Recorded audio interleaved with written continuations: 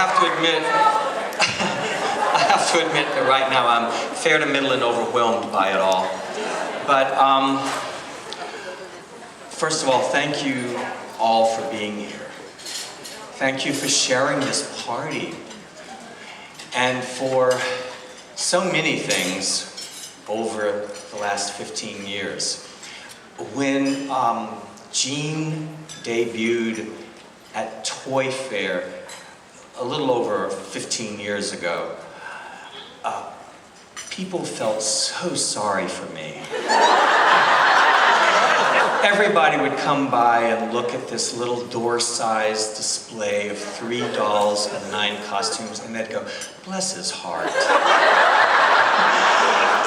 He thinks he's gonna go up against Barbie with this doll. Oh, poor thing. Except for the dealers who then came back the next day or the next day and said, you know, I just couldn't forget that doll. I got it in my head, and they would try a few.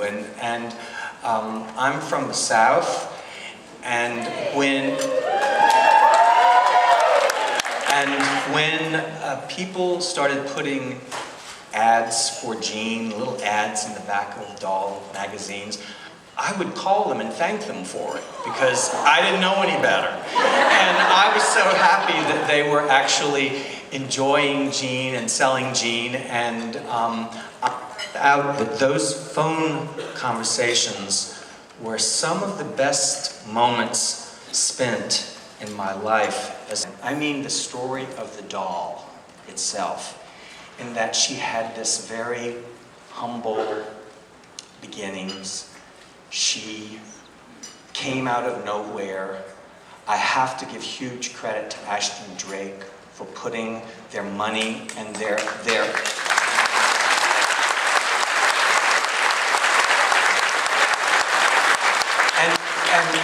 reputation, their name behind Jean. Joan Green at Ashton Drake was a huge influence.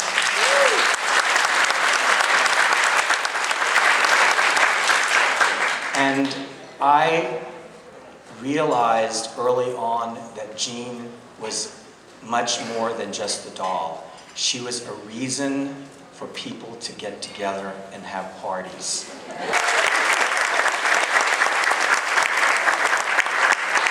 And I've gotten to meet such wonderful people. I mean, Marsha Hunt's one of my best friends now because of Jean. Who sends her regards, by the way. She knew this was happening. She said, please tell everybody, give them my love. There's a documentary being filmed on her right now. And she's quite busy in front of the cameras again with this, and where she belongs. And I'm very, very proud to have become her friend. I've had... Percy wasn't kidding when he said we've had a familial relationship. He's got one of the most beautiful families, physically beautiful families I've ever seen. I've always admired stars who left when people wanted more.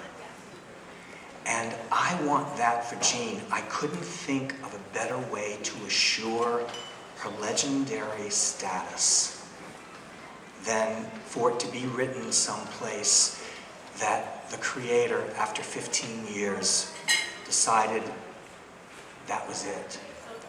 And what it does is it like suspends Jean in like eternal stardom.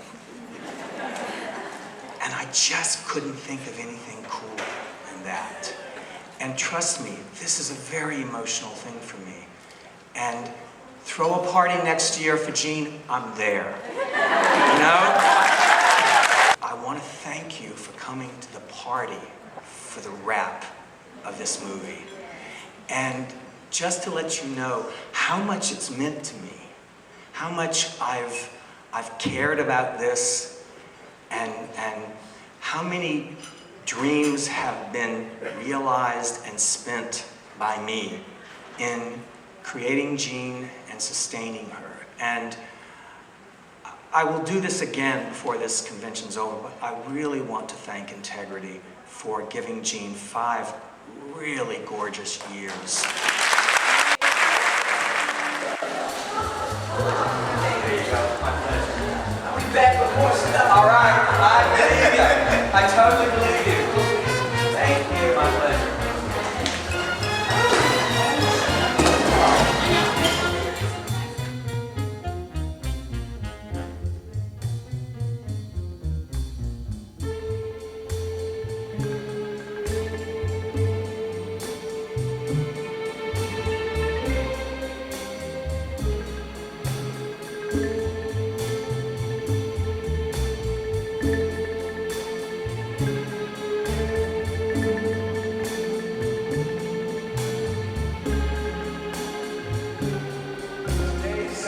Luncheon is a celebration of all things Madra.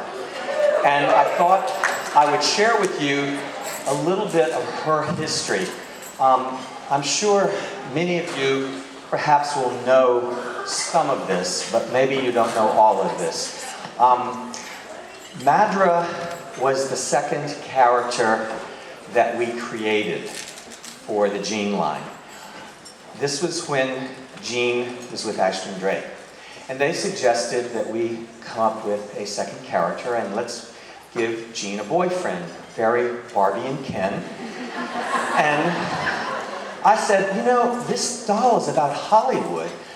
I really think if we're going to be kind of true to the whole sort of story, Gene needs an enemy. But I had done her portrait with an M monogram. So it had to be an M name. And because I had such a tight schedule on creating the book, I didn't have time to redo the drawing. And the bodice, in the book, the bodice of her dress forms an M with a period behind it. So it was very clearly a monogram. So it was like, okay, let's call her Margot Lester. Well, we found out that somebody in Texas, I believe, had a doll named Margot that they hadn't trademarked. Because see, that was the important thing. We had to be able to get a trademark for it. I was going through the New York phone book, thinking maybe somebody's last name would be a great first name.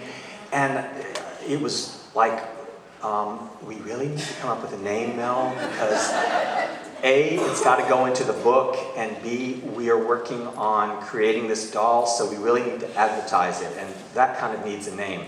So I was beginning to panic a little bit. So one night, and swear to God, I dreamt the name Madra. And I woke up and I'm like, I've got it, it's Madra. Oh my gosh, Madra, what a weird name. Well, and I called them at Ashton Drake, and I said, I've got the name. It's Madra. Thud.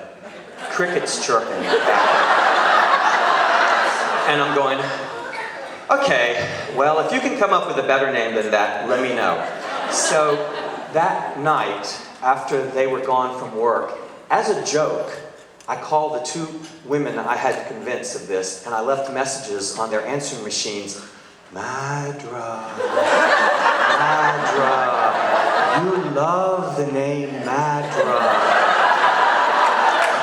And the next time I spoke to them, they loved the name Madra.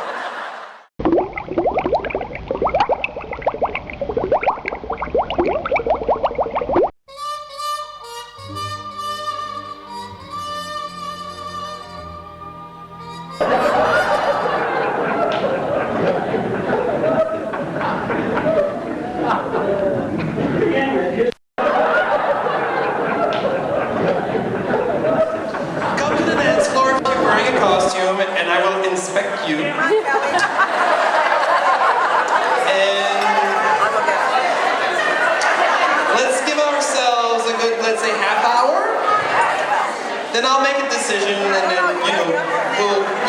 I want you guys on the dance floor, and I want you guys to have fun. So, enjoy the party!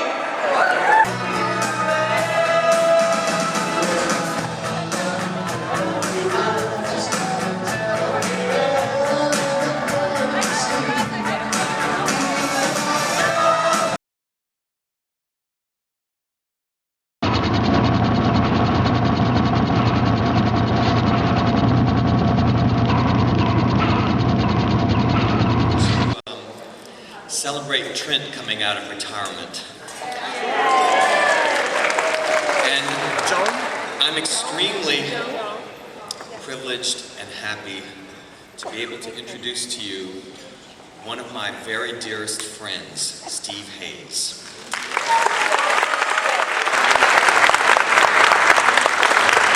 Thank you very much. Oh my God, this is such a thrill. As Mary Boland in The Women would say, "Oh, kill sweaty." Before I launch into talking about Trend today, I would like to tell my version of how Mel and I met,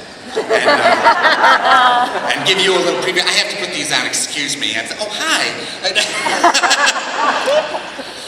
Although I'd known and been a fan of his artwork for a good many years, I actually met Mel Odom through Gene Tierney. Every weekend I would haunt the various flea markets in Manhattan in search of the elusive, perfect movie photo. I had many subjects that this photo could be of. Joan Crawford, Linda Darnell, Hedy Lamarr, Veronica Lake were popular favorites. But no one sparked my imagination like Gene Tierney.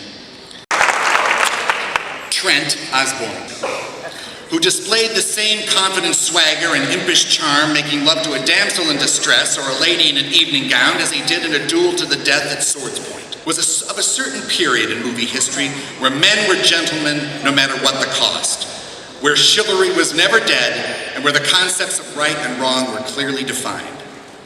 They could seem to be cads at times, flippant, righteous, and indignant, and then the next moment win your heart. They were often stuck with some of the most unbelievable plots in some of the most outlandish locales under the worst conditions that the Dream Factory could think up, and above all else, they were expected to come through smiling, never lose their inevitable cool or their sense of humor.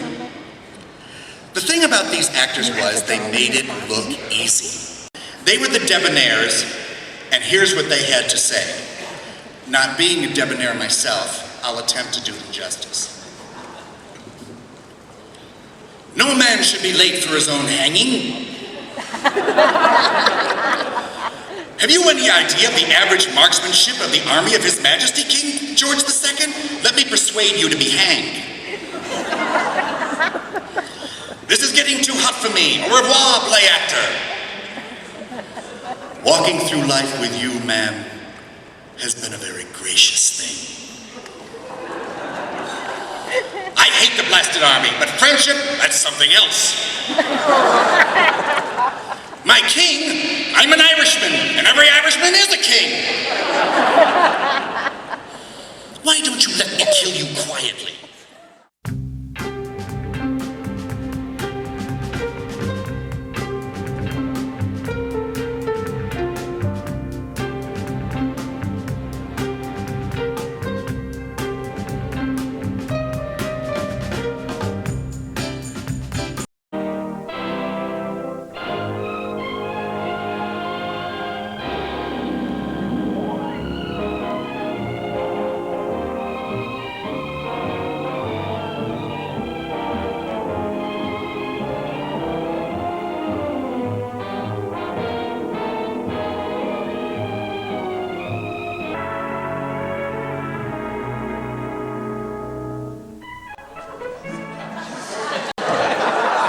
Question is from Priscilla Baker. It was 1941, right? 1941, yes. It was her third movie, actually. She was 17. She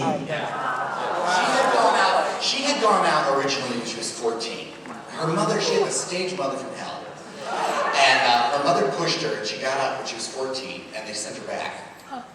And she had to go back for a couple years, and then when she was 16, her mother got her back out again, and this time they let her stay out. And that and The Ghost of Mrs. Muir, which I saw last week, and I was like getting ready to go out. I had some things I had to do. I was like crying, like brushing my teeth. And those are my two favorites of her films. And but Laura being really having everything, great lines, amazing cast, and music. And who's the score? Is it David Raxton? It's my favorite.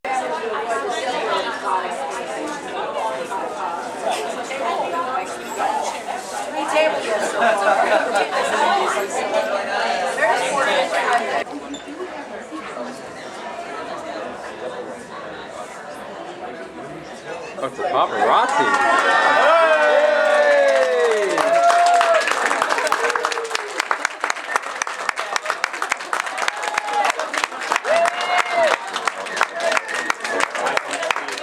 Pretty. Pretty. Yeah, the kids look good. Look good too. Okay. Just rip the paper! Rip it! It's not the paper, it's the ribbon. It's like, We're all family here.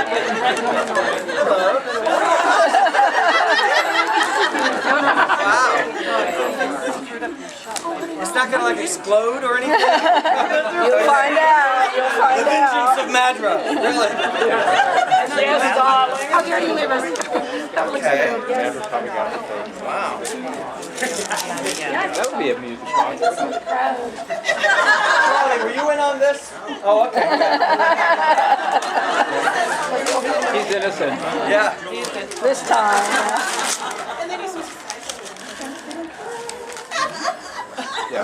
See, now I'm going to remember everybody's here. So that if I have to talk to the police, they can talk to us. I can You're name. gonna have name names.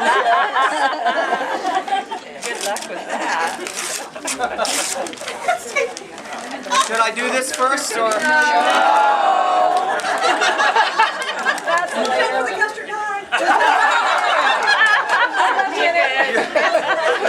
Okay. Pretty cake. Oh my gosh, look at this. It's a very heavy book. Wow. Yeah, that's pretty heavy in itself. Hang on, where did I put my glasses? Oh. Jeez. Thank you guys. You're welcome. Thank you. Wow. Thank you, John. Yes, John. Thank you, John. You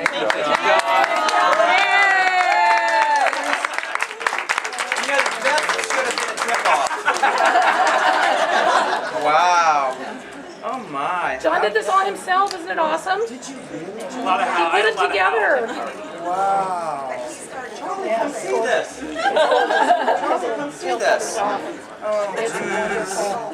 And there's My. there's another one that's gonna be we're gonna do another one. He's got to get enough. Oh, wow. Okay.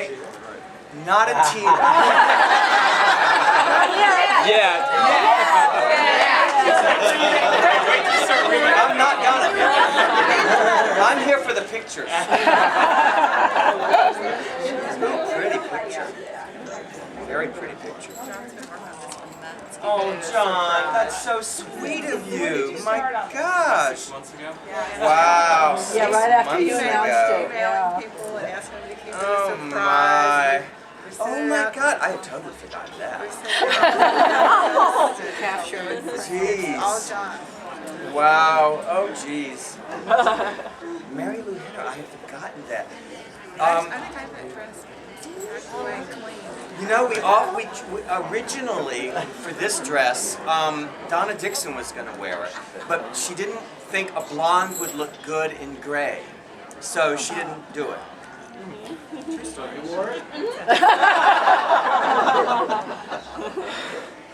Oh, this is beautiful, folks. Really beautiful. Don't want you to forget us. Oh, Oh, how can you do that? oh, jeez. Yeah, really. But you know what's interesting? Forget you. I have forgotten something. No, not. You know, it's at Ashton Drake. After a while, people came and went so quickly that really and truly, I have sort of like, I couldn't tell you some of the names. Oh, this is beautiful. Aww, Jim. Jeez. How? Oh, this is great. This is beautiful. Well, you know, you know, pictures last forever these days. Let that be a lesson to. Hey, in my Wow. picture, I have hair. So I Wow. Well, just so you know, I've had a really, really wonderful time. You know that. Yeah. I've tried to be very open in expressing that with you. I mean, You always have. one of the things I've always tried to be is accessible. to you guys, so that it wasn't like me here and you over there, because that's not fun, for one thing, on either side, I think. And I have felt that the only thing that separated us was I got the idea first. And that if I hadn't gotten it first, somebody would have done it and I would have been one of us. One of you. Because it's like, I had that idea. because it's you know, That's like window, yeah, when I first got the idea, its strength was you could say it. Gene is a movie star. Yeah. Gene is a movie star. 5 words.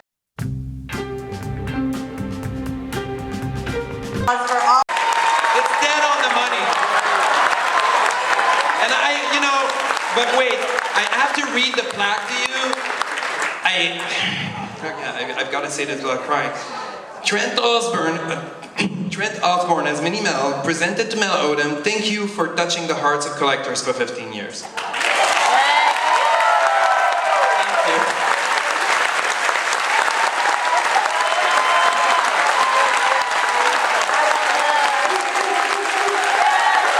I'd like to thank the Academy.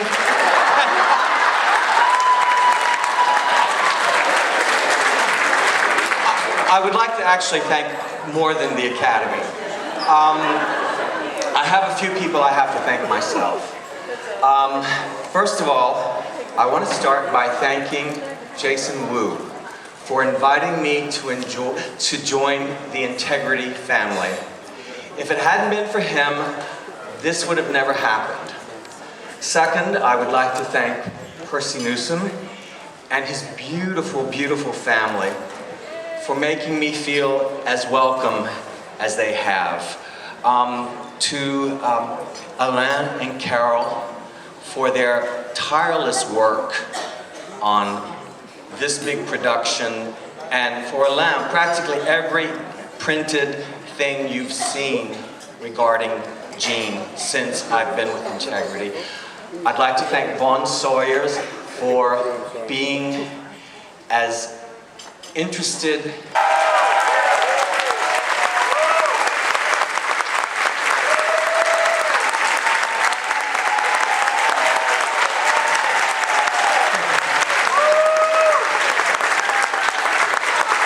without him, I don't know if I could have kept it together for the entire 15-year run of Gene.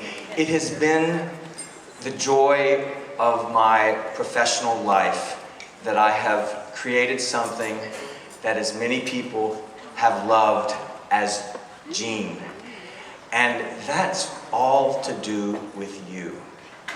And you are who I wish first and foremost to thank for the privilege that my life has been for the past 15 years. You hope that you will create something that people will like. You hope that you create something that people will respond to, but you don't dare to dream that you will create something that people will make such a part of their lives as you have, Gene. And I have to say how totally proud of myself I am for standing here dry-eyed and telling you this. And I think maybe a lot of us share this wish to find some place that we belong. And when I created Gene, I found a far better place than I ever expected. And it really is thanks to all of you that this happened. And I don't consider this the end. I consider this an evolution of my life. If someone comes to me with a fabulous new way to present Gene, I'm on board. I just want you to know how much I personally appreciate this, how much you've meant to me, how many of you are dear, dear friends, and just for the fun this has been for me. This has been the most fun I've ever worked on in my life. This has been a bonus that I never, ever expected. And thank you. We raise our glass and give a big toast to Mel. Thank you, Mel, so much. Please for stand up, ladies and gentlemen. 15 years of joy that you've brought to collectors.